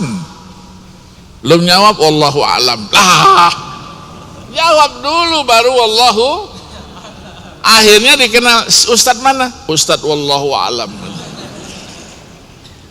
Iya kan? Ada penceramah dulu itu sedikit-sedikit kalau nyebut hadis au kama qol, innamal a'malu binniyat au kama qol, katanya kan. Sedikit setiap nyebut hadis au kama qol, akhirnya melekat. Ustadz mana? Itu Ustadz mana? Ustadz au kama qol. Iya. Nah, itulah tawadhu'an kita. Allah hebat, tapi Allah tidak mengajarkan untuk membanggakan kehebatannya. Allah maha segala-galanya, tapi Allah senantiasa tawadhu dengan maha-mahanya itu. Maka Allah jelaskan, kami itu siapa? Ana, kata Allah, wa hamalatul Quran. Maka orang yang hafal Quran itu matanya beda dengan mata orang biasa. Kalau ada tulisan ayat, tulisannya keliru, kelebihan alif, kurang alif, langsung alarmnya bunyi. Jip. Kenapa begini? Ya, ada mendengar bacaannya keliru, kupingnya gerak-gerak tuh, kitik. Ada salahnya. Ya, itulah cara Allah memelihara Al-Quran. Maka tidak ada yang bisa mengganggu Al-Quran, siapapun juga. Al-Quran dicetak, disalahkan cetakannya, atau melebar tinta cetakannya itu sehingga menambah titik, menambah baris, cepat lambat pasti akan ketemu. Siapa yang menemukannya? Hamalatul Quran. Pasti ini salah nih gitu. Mana salahnya? Karena yang diajak ngomong yang satu yang tidak hafal Quran tidak ketemu itu. Mana salahnya? Tidak ada salahnya. Nih kurang ini. Oh iya ya. Nah, kan. Apalagi dia masuk masjid, ada tulisan kaligrafi itu. Ya, hamalatul Quran pasti begitu masuk masjid lihatnya itu. Untuk mencari, ya mencari ada nak kekurangannya, pasti ada aja itu. Namanya tulisan manusia kan. Maka ditulis berulang kali itu, dikoreksi juga berulang kali. Saya masuk sebuah masjid. Masjid itu dibangun tahun 57. Di atasnya ada tulisan kaligrafi, tulisannya salah. Saya tanya sama imamnya, betulan di NTB ya, Tuan Guru sudah berapa tahun jadi imam di sini? Ya baru 20 tahun saya kata. Karena dia nak hafiz ya. Saya bilang di atas tuh salah tuh lihat tuh. Di mana Pak? Iya salahnya. Nggak tahu dia. Kita tunjukin ini Quran ini salah. Astagfirullahaladzim. 20 tahun saya nggak tahu katanya. Tidak apa-apa. Kalau tidak tahu kan dimaafkan oleh Allah Subhanahu wa Ta'ala. Ya. Ada lagi sebuah masjid dibiayai oleh Pertamina. Bagus.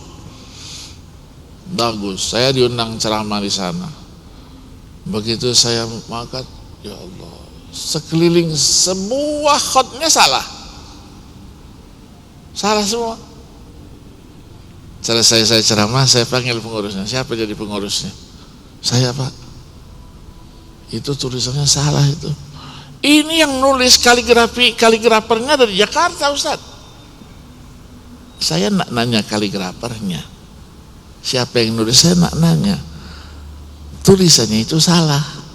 Di mana salahnya Ustadz? Oh begitu, nantang ya.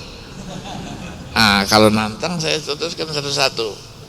Nih di sini ini salahnya 1, 2, 3, 1, 2, 3. Astagfirullahaladzim. Tugas saya ngasih tahu. Tugas kamu memperbaiki, kan gitu kan? Iya, saya sudah kasih tahu, nak diperbaiki. Ya, nak urusan lagi lah gitu kan? Ada sebuah masjid ditulisnya di atas, di ruangan imam itu. Iya, saya setiap dari datang saya di atas. Masih belum diperbaiki juga sudah dikasih tahu. Iya. Akhirnya dihapusnya itu ayatnya, dikasih biru saja supaya jadi langit biru saja gitu. Ya, karena setiap saya datang saya kasih syarat, belum juga diperbaiki, ya kan? Masa kita terus akan memandang kesalahan, kan tidak boleh lah. Ya, kita harus kasih tahu. Jadi Al-Quran itu hebat dari seluruh aspek kehidupan kita, keilmuan kita, semuanya ada di dalam Al-Quranul Karim. Kalau kita ingin warnai semua disiplin ilmu yang kita pelajari, maka isyarat ilmiahnya pasti kita temukan di dalam Al-Quranul Karim. Contohnya yang kita musabakohkan ini kan, musabakoh kan topiknya kan berapa topiknya? 10 topik saja kan? Al-Quran Iftek, Al-Quran dan kemaritiman, Al-Quran dan ini. 2 ayat sajalah mewakili dari situ. Itu sudah luar biasa. Ya, bisa dan mampu mahasiswa-mahasiswa perguruan tinggi umum untuk mensyarahkannya, menafsirkannya, menjelaskannya sesuai dengan disiplin keilmuan yang ada. Itu hebat, luar biasa. Saya tadi diingatkan ceramahnya cuma 1 jam, setelah itu tanya jawab. Ini maaf lewat 20 menit ya. Nah, ini sudah mau ngasih surat cinta sama saya ini. Biar penasaran, kita cukupkan sampai di sini. Ini belum mulai ya, baru pengantar ya. Isinya belum, kita baru berkenalan siapa itu Al-Quran. Ya, nah, mari kita diskusikan. Silakan Ustaz.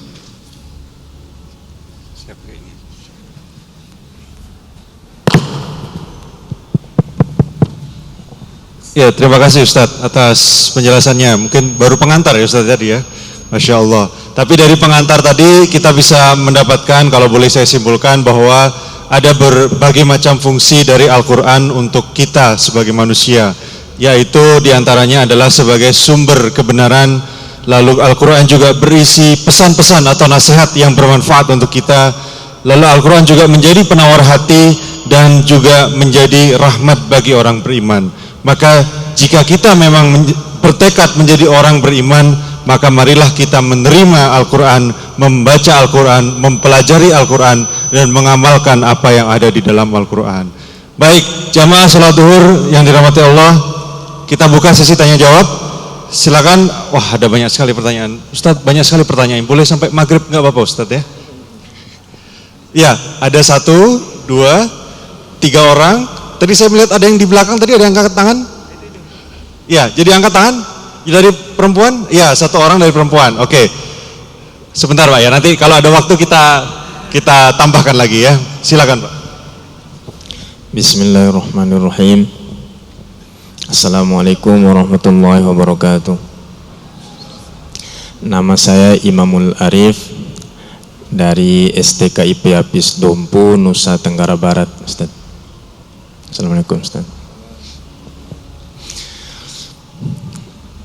Mendengar penjelasan Pak Prof tadi, saya tersadar akan kebodohan saya Ustaz, dan maha luasnya ilmu Allah.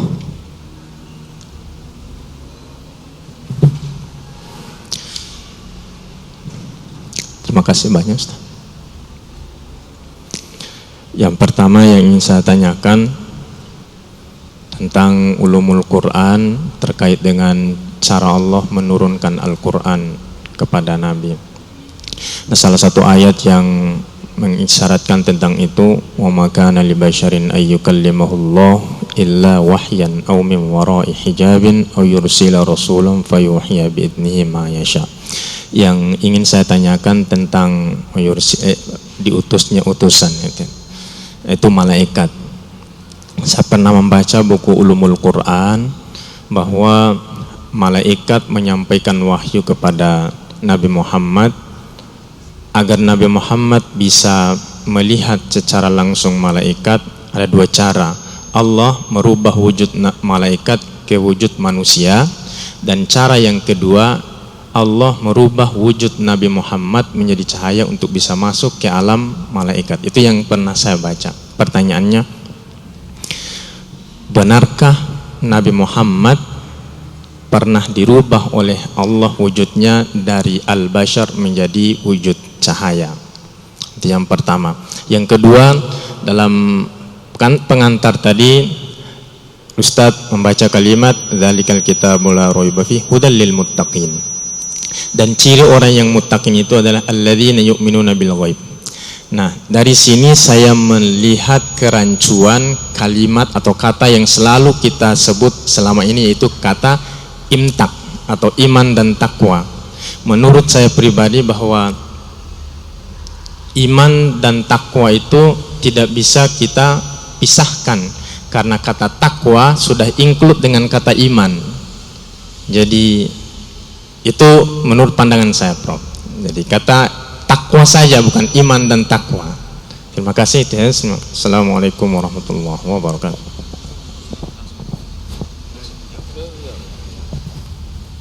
Iya, proses turunnya Al-Quran. Jadi dalam pembahasan ilmu Al-Quran namanya nuzulul Quran. Ya, proses dari Lauhil Mahfuz ya ke Baitul Izzah, Sama'ud Dunya sampai kepada Nabi. Itu nanti dibaca di Sahih Bukhari, Kitabu Bad'il Wahyi. Dijelaskan semua itu nanti. Ada hadis riwayat Nawas bin Sam'an dan lain-lainnya. Jadi proses diturunkannya sebuah wahyu, ya, itu pertama kali ahlus sama as-samawat itu mendengar ragdah syadidah, ada goncangan gitu, fasa'iqu, mereka akhirnya tidak sadar. Awwalu man rafa'a ra'sahu huwa Jibril. Jibril yang pertama kali sadar, kemudian Jibril datang menghadap Allah Subhanahu wa ta'ala untuk diturunkan sebuah wahyu atau ayat atau surat. Kemudian Jibril turun. Ketika Jibril turun sampai ke langit yang ketujuh, ahlus samawat itu sudah mulai sadar. Ya, kemudian dia tanya, "Madza yaqulu rabbuna?" Apa yang disampaikan oleh Tuhan kita? Secara serentak mereka, yaqulu rabbuna huwal aliyyul kabir, huwal haq wa huwal aliyyul kabir. Kan dalam surah ya ada dijelaskan. Jadi sepakat itu, barulah sampai kepada sama'ud dunia nanti, baru langsung diturunkan kepada, disampaikan kepada Rasulullah. Jibril kadang-kadang menyerupa dia manusia biasa, atau dalam bentuknya, atau wahyu itu tidak harus dalam bentuk begitu, bisa saja dengan istilahnya sautul jaros, katanya suara lonceng, suara jam yang besar, atau bagaimana. Itulah namanya proses, ya, proses turunnya wahyu. Dari pertama wahyu pertama saja Jibril turun, itu menampakkan sebahagian bentuk aslinya, ya kan, sehingga Nabi takut, ya, ma'ana biqari itu karena makhluk seperti itu tidak pernah dilihat oleh Nabi sebelumnya. Padahal Jibril baru membuka satu sayapnya dari 600 sayap yang dia miliki. Satu sayap saja sudah min masyariqil ardi wa magharibiha. Wajarlah kalau pulang zammiluni kan. Tapi makhluk itu memang bukan makhluk yang akan membinasakan Nabi. Karena Nabi itu apa, kata Siti Khadijah, innaka latasilur rahim. Engkau ini orang yang suka silaturahim. Silaturahim itu adalah penangkal daripada berbagai kejahatan gitu ya. Proses ya, proses. Jadi bisa dengan cara itu, bisa dengan cara itu, silahkan. Allah Maha Kuasa. Jadi Nabi ketika Isra Mi'raj itu, ya, Isra Mi'raj itu sudah basyariahnya Rasul sudah beda, tidak basyariahnya seperti biasa. Maka teori insting tidak berlaku di situ. Orang kalau jalannya cepat pasti akan hancur dia. Kita dibawa dengan jalan cepat, berantakan, telinganya bisa lepas, hidungnya hilang. Nabi tidak, Allah yang jaga itu. Begitu sampai ke Sidratul Muntaha, Baitul Ma'murul Muntaha, Jibril katakan, saya sampai di sini, engkau lanjutkan perjuangan, aku tunggu di sini. Aku tidak punya izin ke sana karena tidak mampu. Ya, di situlah Nabi diciptakan oleh Allah sebagai cahaya. Itulah yang disebut dengan Nur Muhammad. Iya kan? Nah, cahaya ini diciptakan oleh Allah untuk Rasulullah, cahaya Muhammad itu sebelum penciptaan Adam alaihi salatu wassalam. Kita sering baca maulid kan? Simtud Durar, dia sering baca kan? Iya. Waqad akhraja Abdul Razzaq bisanadihi an Jabir bin Abdullah al-Ansari radhiyallahu anhu qala ya Rasulullah bi abi wa ummi akhbirni an awwali syai'in khalaqallahu qabla al-asya'. Qala ya Jabir inna Allah khalaqa qabla al-asya' nur nabiyyika Muhammadin sallallahu alaihi wasallam min nurihi. Jadi nurnya ini kalau di dalam apa? Dalam keilmuan nanti hanya mengacu kepada ayat berapa? 36 surah An-Nur ya.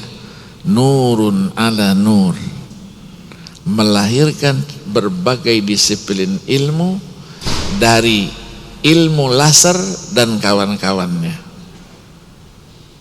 Ayat itu saja itu melahirkan ilmu laser yang kita kenal yang canggih itu baru satu potong ayat saja, belum seterusnya. Ya, itu yang pertama. Yang kedua itu hanya istilah imtak. Istilah Indonesia, orang Indonesia aja itu iman dan takwa. Kalau dalam ilmu usul fikih la musyahata fil istilah. Tidak bisa kita perdebatkan peristilahan itu. Jadi itu benar menurut ininya. Orang lain mandangnya, oh enggak pas itu, harusnya begini saja. Ada mata yang ketiga lagi mandang, oh harusnya begini, enggak begini, enggak begitu. Silahkan. Tapi dalam kaidah usul fikih, la musyahata fil istilah. Enggak ada, tidak boleh diperdebatkan masalah peristilahan yang beredar dalam disiplin keilmuan apapun juga. Bisa saya gunakan ini, bisa saya gunakan ini, bisa saya gunakan itu. Dengan segala kelebihan dan kekurangannya. Imtak, iptek, apalagi. Karena Indonesia senang yang ringkas-ringkas itu. Ya, di ringkas-ringkas itu. Adanya hanya di Indonesia, nah ada di tempat lain. Ya, Malaysia aja bingung. Ya, baca Menkom Info. Apa itu Menkom Info? Ya, itu kan ringkasan-ringkasan ya. Jadi alhamdulillah kita bersyukur kita kaya dengan peristilahan itu. Istilah itu bukan untuk diperdebatkan, tapi satu sama lain itu saling menyempurnakan. Ya, saling mengisi ya antara satu dengan yang lain. Silakan Ustaz. Assalamualaikum warahmatullahi wabarakatuh. Terima kasih Prof. Saya awali bahwa saya bukan background dari agama, mulai SD, SMP dan sampai perguruan tinggi umum. Artinya agama saya enggak banyak. Yang saya tanyakan, saya bingung jadinya. Apakah saya harus membaca Al-Quran tiap hari sekian lembar, sekian juz gitu? Kalau Prof tadi 5-6 menit ya mungkin kami butuh mungkin 20 menit satu juz, atau 30 menit satu juz. Terus suatu saat saya akhirnya mau belajar artinya. Jadi artinya tafsirnya, bukan tafsirnya, terjemahnya. saya jadi bingung. Saya harus membaca saja tanpa tahu arti, karena kita memang tidak tahu artinya itu, baca saja. Atau saya harus baca dan terjemahnya. Tapi dengan baca dan terjemah berarti saya perlu waktu yang sangat lama. Mungkin satu juz butuh waktu 2 jam 3 jam. Apakah saya membaca saja tanpa tahu arti itu sudah mendapatkan pahala? Ataukah saya harus membagi baca dan tafsir supaya bisa tahu kandungannya? Terima kasih. Assalamualaikum warahmatullahi wabarakatuh. Iya.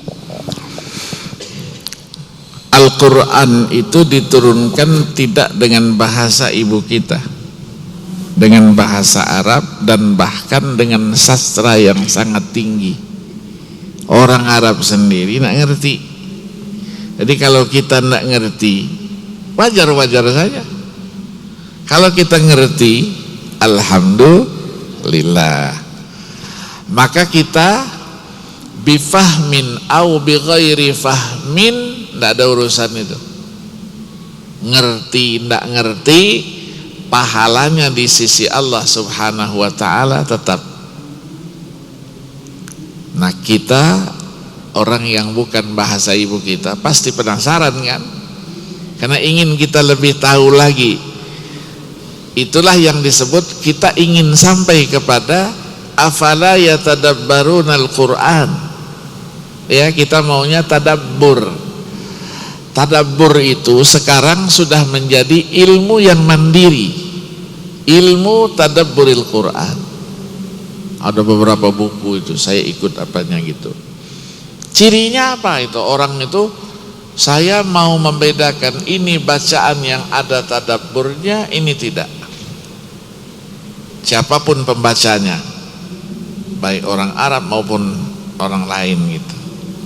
Itu cirinya 3. Pertama, suaranya bagus. Kalau suaranya tidak bagus, bagaimana mau tadabbur? Orang mikirin suaranya itu.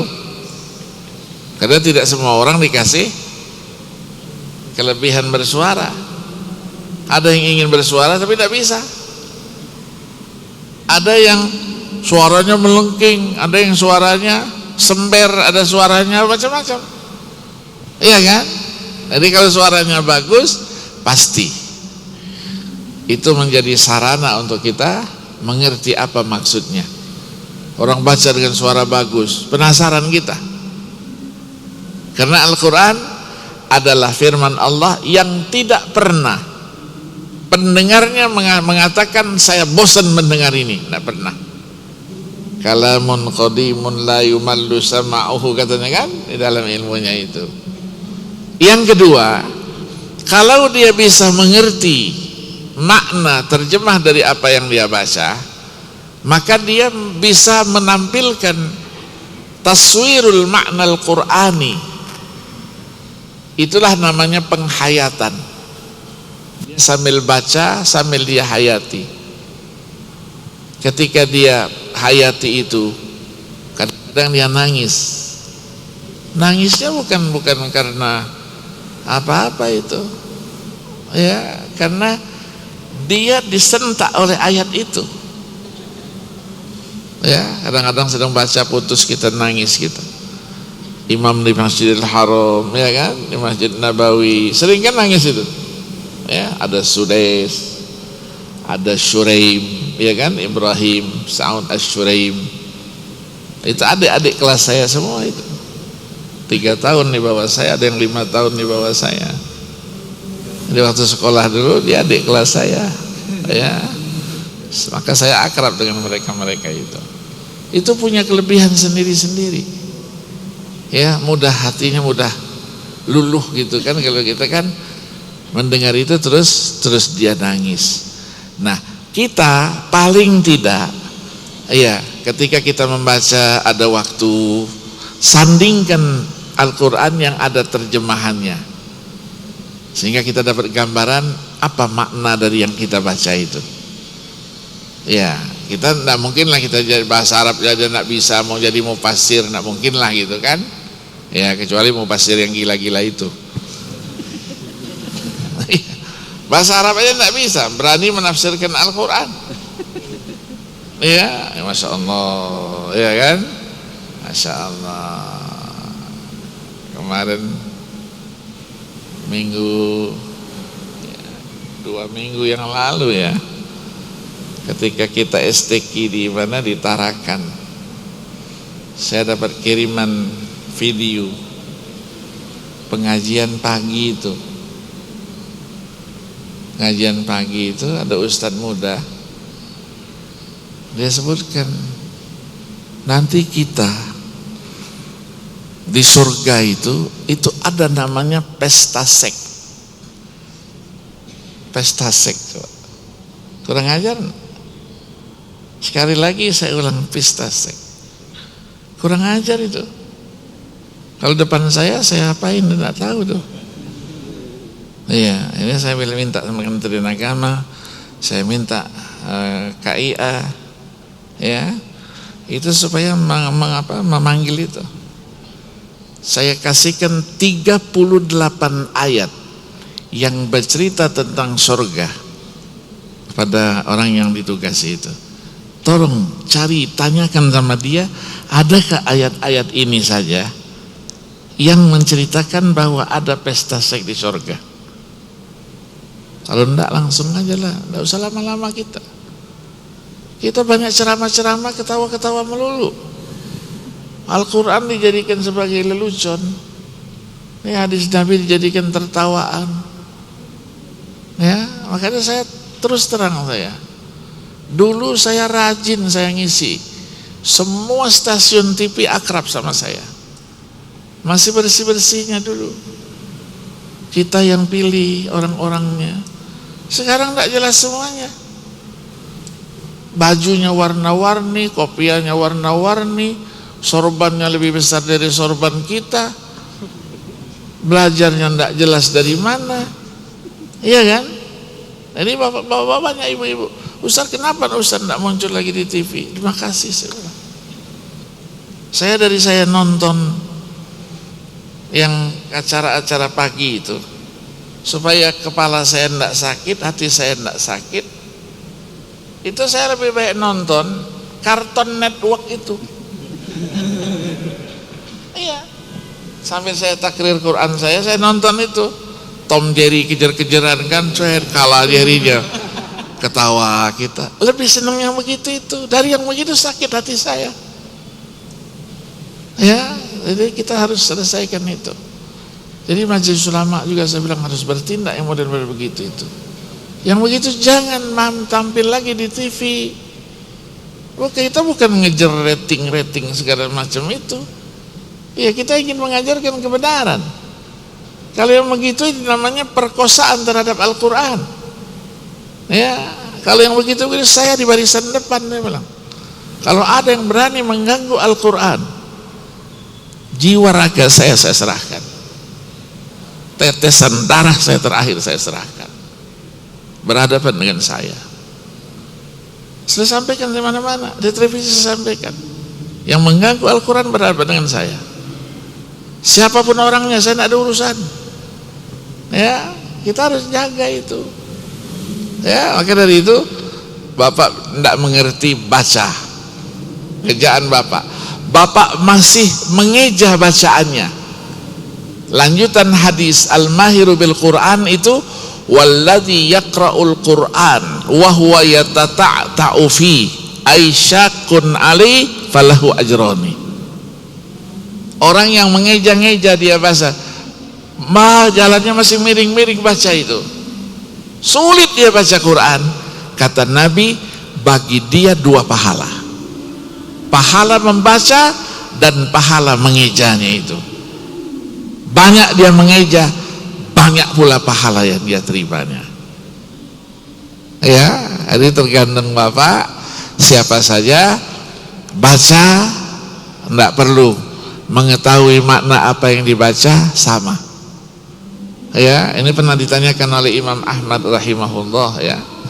Ya, Imam Ahmad rahimahullah langsung bertanya kepada Allah Subhanahu wa taala.